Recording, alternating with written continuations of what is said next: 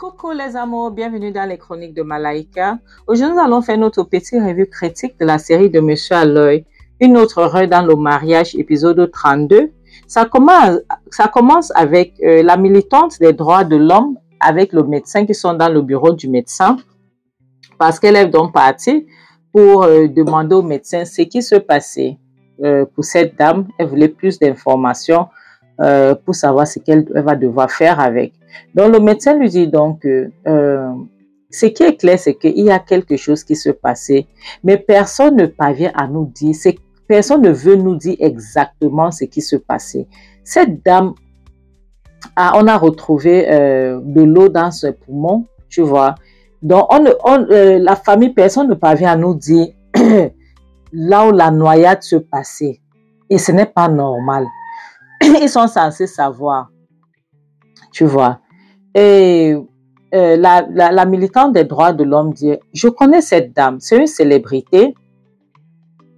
J'ai déjà vu beaucoup de ces, je sais pas, ces vidéos où elle fait les trucs, elle fait les promotions, elle fait certains trucs, elle fait même les trucs pour les maillots de bain, elle fait les publicités, oui, pour les maillots de bain. Elle n'est jamais entrée dans l'eau. Elle n'est jamais entrée dans l'eau. Et je ne sais pas qu'est-ce qu'elle va partir faire en allant nager dans la nuit. Le médecin dit non, on ne l'a pas amenée ici dans la nuit. On l'a plutôt amenée en pleine journée. La militante dit en pleine journée. Le médecin dit si. Ce n'était pas dans la nuit qu'elle a été amenée ici. C'était en pleine journée. Et le médecin continue à dire, tu sais, étant ça ma profession, nous avons vu les cas comme ça, les cas pareils chaque jour, tu vois. Donc, les familles qui ramènent les gens ici, qui ont fait les tentatives de paille, de ce paille, ou bien donc, qui ont réussi et qui n'ont pas réussi, qui ont toujours, en fait, ils ont masqué ça comme ça, et pourtant, c'est les cas de violence conjugale masqués en tentative de paille, ou bien on fait les trucs comme ça, quoi. Donc, en tout cas, ce que je peux dire, c'est que tu as vu cette femme-là dedans. Elle a lutté toute la nuit pour rester en vie. Elle est très forte, je ne peux pas te mentir. Elle est très forte. Et puis, la militante dit, tu sais, dès normal, lorsque j'ai visité sa chambre, il y a quelque chose que j'ai vu dans ses yeux. Je n'ai pas vu la peur, malheureusement. J'ai plutôt vu la douleur. Cette femme traverse donc il y a trop de douleurs dans sa vie.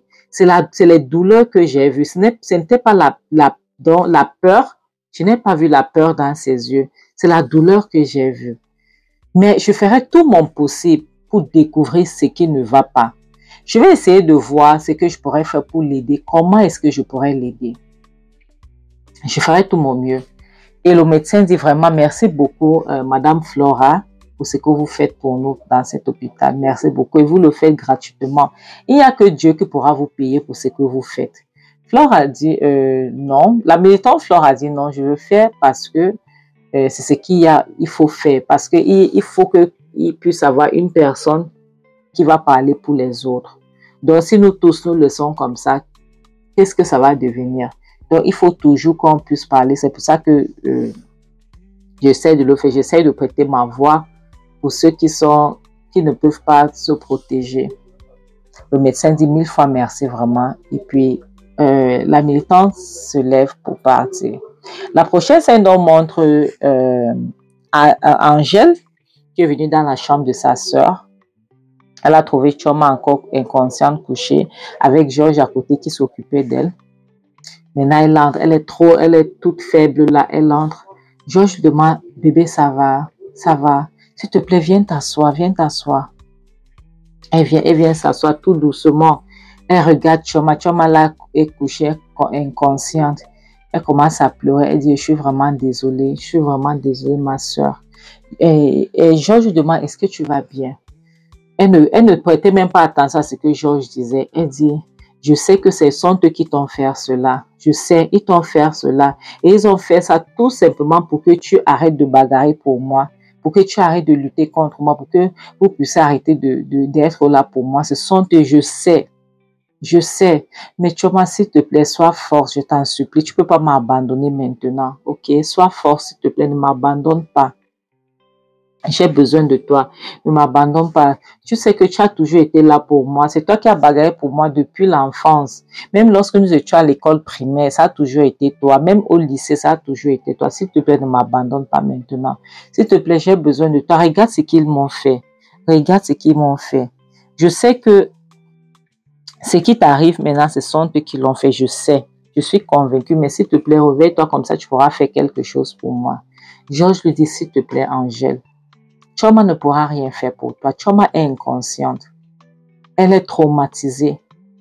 Je ne sais pas comment est-ce qu'elle va, comment est-ce qu'elle sera, mais elle va s'en sortir quand même. Elle va s'en sortir, ok? On a été obligé de lui donner du sédatif pour qu'elle puisse dormir parce que elle était troublée. S'il te plaît, calme-toi. Lorsqu'Angèle a suivi ça, elle s'est mise à pleurer. Elle s'est couchée sur Choma, elle s'est mise à pleurer. Elle pleurait, elle dit que Choma, s'il te plaît, réveille-toi vite comme ça, tu viens bagarrer pour moi. Toujours en train de chercher les gens qui vont bagarrer pour toi. C'est ça qui m'énerve chez cette fille.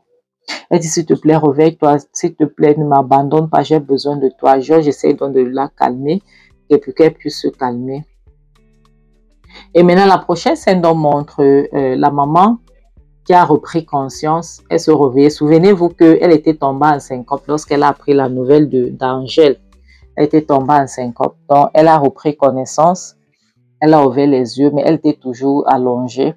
Et genre, Jeff était assis à côté d'elle. Il la surveillait. Maintenant, il lui a donné un médicament. Elle a bu, mais elle était toujours couchée. Et puis, Georges essaie de la rassurer que ça va aller. Ça va aller, que maman, ça va aller. Je comprends la peine de la maman, je comprends bien parce que je suis sûre qu'à ce moment, si elle se culpabilise, parce qu'il n'y a aucune mère qui voudrait voir que sa fille est en train de traverser ce qu'Angèle est en train de traverser actuellement. Je pense que voilà la raison pour laquelle elle se sent comme ça, tu vois. Donc, puisqu'elle sait aussi que c'est elle qui a conseillé Angèle de rester dans ce foyer, donc c'est normal qu'elle puisse se culpabiliser. Mais c'est la vie, hélas. La prochaine scène montre Georges qui allait voir le médecin dans son bureau. Il demande au médecin que, s'il vous plaît, docteur, je vais vous poser quelques questions. Qu'est-ce qui se passait? Parce que lorsque Choma s'est réveillée, elle était tellement violente. Tu vois, elle voulait faire du mal à tout le monde. Et je ne comprends pas. Je n'ai jamais vu Choma comme ça. Choma n'est pas ce type de personne. Choma, c'est quelqu'un de bien. Elle n'a jamais voulu faire du mal à qui que ce soit. Qu'est-ce qui se passe? Je ne comprends pas. Je n'ai pas compris pourquoi est-ce que sa réaction a été comme ça. Et pourtant, lorsque nous l'avons trouvée, elle pleurait, elle était calme. Mais pourquoi est-ce que lorsqu'elle s'est réveillée, elle est devenue tellement violente? Je ne comprends pas. Le médecin dit c'est normal. C'est normal. Pour les cas comme ça, lorsqu'on est entré dedans de force, et elle est traumatisée. En fait, elle a réagi de la sorte tout simplement parce qu'elle est traumatisée et qui est tout à fait une réaction normale, tu vois. Et elle ne bagarre pas contre toi seulement, elle bagarre même contre elle-même. Pourquoi? Parce qu'elle ne reconnaît rien actuellement. Tout ce qu'elle reconnaît, c'est la douleur et le traumatisme, ce qui se passait avec elle. Donc là, actuellement, elle voit tout le monde comme une menace. Tout ce qu'elle voit, c'est les gens qui veulent lui faire du mal, tu vois. Donc c'est un peu ça, il faut essayer de comprendre. Donc, nous sommes vraiment désolés que ça arrive, mais c'est la vie, c'est tout à fait normal. Il faut espérer cela. Et il demande donc, est-ce que ça va passer? Donc, est-ce que ça va aller ou bien est-ce qu'elle va rester, elle va demeurer comme ça? Donc, le médecin lui dit, non, en fait, ça va passer, tu vois, mais ça dépend, ça prendra du temps. Ça prendra du temps. Et là, comme elle dort, là, nous ne savons pas ce qui va se passer lorsqu'elle va se réveiller. Comment est-ce qu'elle sera? Elle serait, donc, tout ce qu'on peut prier, c'est qu'elle puisse aller bien. Donc, Georges lui dit au médecin que, s'il vous plaît, madame, faites tout votre possible pour qu'elle aille bien. Si vous avez besoin d'argent, l'argent n'est pas un problème. Il y a l'argent pour ça. Donc, tout soin que vous pourrez donner pour qu'elle puisse aller bien, s'il vous plaît, n'hésitez pas. Parce que l'argent, elle l'a posé. Tout ce que je veux, c'est de retrouver l'ancienne Choma parce que celle-ci, je ne la connais pas. Je ne connais pas la personne qui est couchée dans cette chambre-là. S'il vous plaît, madame, faites tout votre possible, tout ce que vous pourriez faire. Aidez-nous à récupérer notre Choma. La dame dit, il n'y a pas de problème, on fera notre mieux, mais ce que vous devez être sûr, c'est que ça prendra du temps. Ça prendra du temps. Ce n'est pas quelque chose qui va se passer du jour au lendemain parce qu'il faut comprendre qu'elle est traumatisée. Elle a vécu une expérience pas possible. Ce qu'elle a vécu là, c'est ça qui la rend comme ça. Donc, les gens se sont assurés qu'ils puissent la traumatiser. Tu vois, donc c'est un peu ça. Donc, il faut essayer de comprendre. Donnez-lui le temps. Elle en a besoin. Elle a besoin du temps. Donnez-lui autant de temps qu'il faudra. Mais vous ne devez pas la bousculer. Elle n'a pas besoin d'être bousculée, pardon. Ça va aller avec le temps. Avec le temps, ça ira, mais elle en a besoin.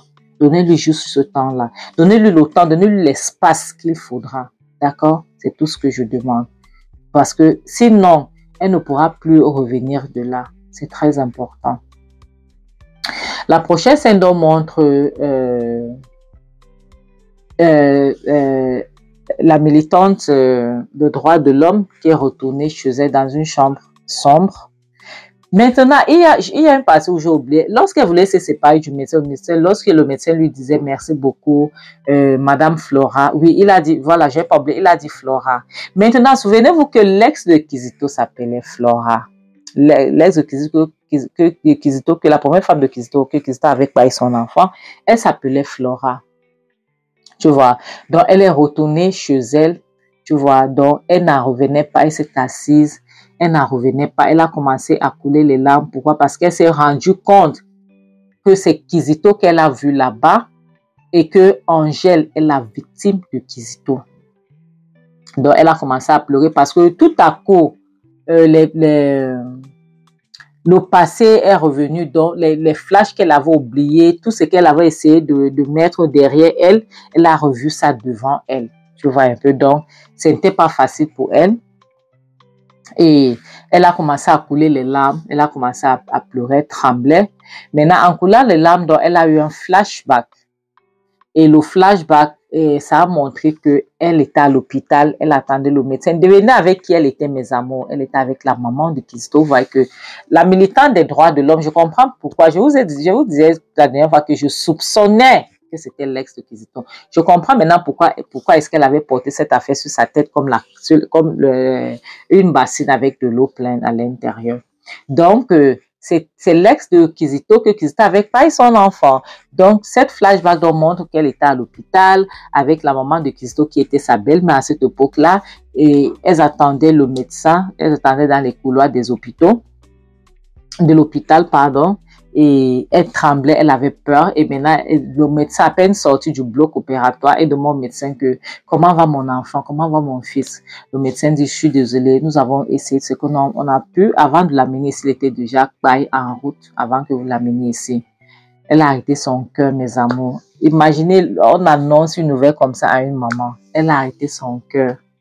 Elle n'en pouvait plus arrêter son cœur. Elle avait mal, la main de Kizito aussi. Elles ont crié lorsque le médecin les a annoncé cela. Maintenant, lorsqu'elle a pleuré, elle s'est assise au sol, elle a pleuré. Lorsqu'elle s'est réveillée, elle dit quoi? Tu sais quoi? Je n'en peux plus. J'en ai marre, tu vois. J'en ai marre. Je n'arrive pas à comprendre comment est-ce qu'un homme va voir, il verra son fils comme son rival. Je n'en peux plus. Kizito a payé mon enfant parce qu'il voyait mon enfant comme son rival. J'en ai marre trop, c'est trop. Maintenant, il est temps pour moi de prendre ma décision. Je vais appeler la police. La maman dit, tu ne peux pas. Elle dit oui, pourquoi je ne pourrais pas? Je vais appeler la police. Kizito doit aller au joie pour avoir mon enfant. Je ne peux pas laisser. Je suis désolée. Elle dit, tu ne peux pas faire ça. Et il faut comprendre que c'est son enfant aussi. C'était son enfant, c'était pas ton enfant seul. Il faut comprendre. Le fait que c'est lui-même qui a payé son enfant, c'est assez de punition pour lui comme ça. Donc, il faut essayer de comprendre. Tu ne peux pas faire ça. Tu ne peux pas faire, il faut le laisser. Flora dit, écoute-moi, maman. Il n'y a personne qui pourra se mettre à travers mon chemin. Il n'y a personne qui me dirait ce que je peux faire, ce que je ne peux pas faire, ce qu'il s'agit de mon enfant. Kizito a fait ça pas maintenant. Il est temps pour moi de faire pour moi. Donc, tu penses que Kizito a le droit de payer mon enfant et tu veux que je reste tranquille. Tu as déjà vu ça où? Je reste tranquille par rapport à quoi? Kizito paye mon enfant, je reste tranquille. Tu t'entends même parler là. Tu t'entends parler. Elle dit que je suis à ton passé, je vais appeler la police. Personne ne pourra m'arrêter. Dès qu'elle tourne le dos, elle parle. La mère de Kizito dit, Flora, ne dis pas que je ne t'avais pas prévenu. Laisse-moi te dire une chose. personne ne ferait rien à mon fils. Parce que je t'ai déjà dit que oui, tu as perdu un fils, mais moi, je ne veux pas perdre un fils aussi. Tu as perdu un fils, veux-tu perdre un mari? Ok, comme tu as décidé comme ça, il n'y a pas de problème. Moi aussi, je ferai aussi ma part des choses. Comme toi, tu as fait pour toi, moi aussi, je ferai pour moi. Est-ce que c'est clair? La prochaine scène nous montre Flora qui voulait partir chez la maman de Kizito. En fait, chez Kizito, et elle tamponne la maman de Kizito en route qui est en train de sortir avec la voiture. Elle demande à son... Elle était avec un Uber. Elle demande un taximan de s'arrêter au milieu de la route. Comme ça, la maman de Kizito ne pourra pas passer. Et le chauffeur s'arrête au milieu de la route. La maman, elle essaie de passer, elle ne peut pas. Elle essaie de passer, elle ne peut pas. Elle sort de sa voiture. Elle dit que, mais c'est quelle histoire ça? Pourquoi est-ce que tu bloques ma route? Elle voit, voilà, elle ne savait pas que c'était Flora. Elle voit, voilà, Flora qui sort. Elle dit, donc, c'est toi. Flora dit oui. Flora dit, tu as payé tout ce monde que tu pouvais payer, n'est-ce pas? Tu as payé tout le monde. Maintenant, ils ont regardé mon affaire comme si j'étais idiote. Donc, j'étais une idiote pour pouvoir venir dire que mon mari a pu bailler son fils. C'est ce que tu as fait, n'est-ce pas? Tu as payé tout, donc tu as payé tout le monde qu'il fallait payer. Tu les as donné les pots de vin et aujourd'hui, maintenant, c'est comme si je sors dans une asile psychiatrique, donc je ne sais pas ce que je suis en train de raconter. La mère de Christophe dit que tu as fait ce que tu pouvais. Moi aussi, il fallait que je fasse ce que je devais faire. J'ai fait mon devoir, tu as fait ton devoir aussi. C'est comme ça. Donc, je suis une mère comme toi. Tu as perdu ton fils, oui. Je ne suis pas obligée de perdre le mien. Je ne suis pas obligée de perdre le mien. C'est comme ça prend droit à laisser. Et Flora dit donc, parce que tu as l'argent, tu as fait ça. Tu oublies que c'était ton petit-fils. Elle dit oui, effectivement, c'était mon petit-fils. Tu n'as pas l'argent, tu ne fais pas le poids avec moi. Tu ne peux pas. Mais si tu décides que tu veux pousser ça loin, tu vas aller loin, vas-y, je suis là. On verra là où tes ressources vont t'amener. Et en passant, Kiso n'est plus dans le pays. Je lui ai fait voyager la nuit dernière. Elle dit quoi? Flore a dit quoi? La mère de Christo dit oui, bien sûr. Mon fils n'est plus là. Il est parti à l'étranger et il va rester là pendant des années. Il restera là-bas pendant des années. Comme ça, le temps que tout ça puisse se calmer. En attendant, s'il te plaît, moi, ce que je te conseillerais de faire ta vie, de refaire ta vie. Parce que de rester là comme ça, à te pavaner, à errer dans la nature, soi-disant, tu cherches la vengeance, refais ta vie. Comme ça, tu oublies tout. Lui, il est resté là-bas. Il fera des années avant de remettre les pieds ici au Nigeria. Et même lorsqu'il va revenir, tu ne pourras plus rien faire parce que tu n'as pas les moyens. Flore a dit, bon, donc tu as fait pour toi.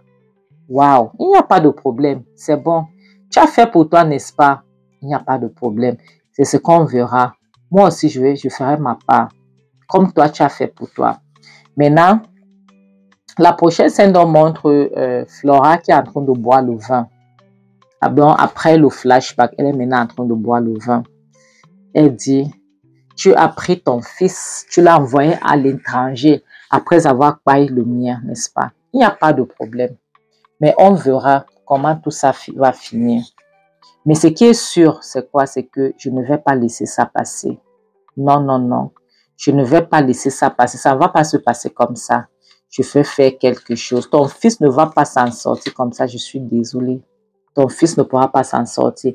Comme tu te crois intelligente, c'est ce qu'on va voir. C'est ce qu'on va voir. On verra ça. Donc, mes amours, c'est ici qu'on va s'arrêter. Je vous dis 1000 fois merci. Merci beaucoup d'être là pour moi. Merci pour votre soutien. OK. Vous voyez donc. Voilà maintenant, la mère d'Angèle regrette. Même sans pour autant dire, le fait qu'elle est seulement tombée enceinte, je sais que comme elle s'est réveillée, comme elle a repris connaissance là, elle va regretter sa vie. Elle va regretter. Mais mes amours, je ne peux pas vous mentir, c'est la personne qui m'énerve plus que la mère même de Kizito, c'est Angèle. Je ne sais pas quand est-ce que Angèle va se lever comme ça et prendre la décision que j'en ai marre.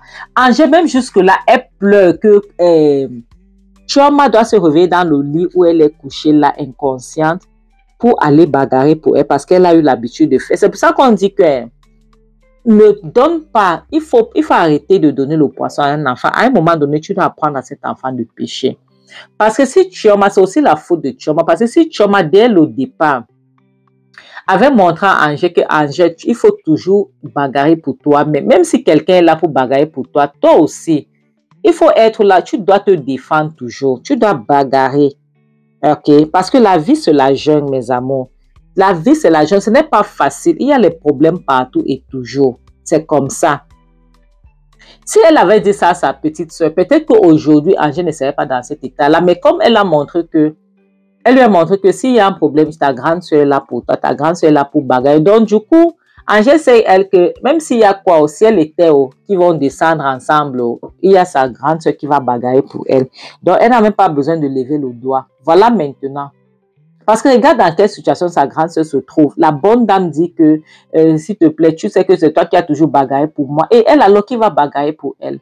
Oui, qui va bagarrer pour Chioma dans l'état où elle se trouve alors? Tu vois, elle...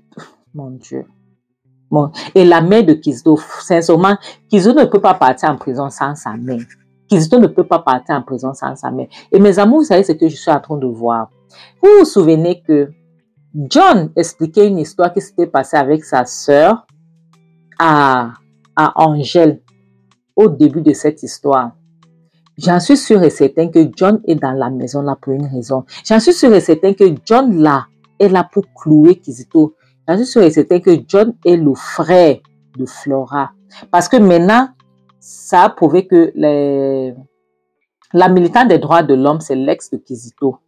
Donc, John, peut-être qu'il est là, il était là, il a été planté là pour surveiller Kizito. J'en suis sûr et certain. Je mettrai ma main à couper. Oui, mes amours, j'en suis sûr et certain. Donc, mes amours, je tiens à faire un gros coucou à mes amours qui me suivent partout dans le monde entier. Pour ceux qui me suivent du côté de la France, la belle famille, le Bénin, le Togo, Sénégal, Congo, Kinshasa, le State, le Burkina Faso, la Belgique, le Tchad, le Mali et le continent. Et je tiens aussi à faire un spécial coucou à ceux qui sont toujours en train de laisser les petits commentaires sur ma page, à Madame Mary Dubois depuis la France, Shalon Mankoko, Marie Odio depuis le Togo, Colette Félicité, Lucie Sanou depuis le Burkina Faso, Zala Minata, Diallo, Augustine Akosi, Presca, Kofi, Lisette, Ndjomo. Merci beaucoup mes amours. Mais comme je dis toujours, le mariage n'est pas un fin en soi. OK? Donc, au lieu d'être dans un foyer qui va te prendre la tête, ça ne vaut pas la peine. Parce que votre santé mentale est très importante. C'est très important. Pensez-y. D'accord? Aimez-vous d'abord. Aimez, comme je dis, self-love en anglais. Aimez-vous d'abord. L'amour envers vous-même. L'amour envers soi-même est très important.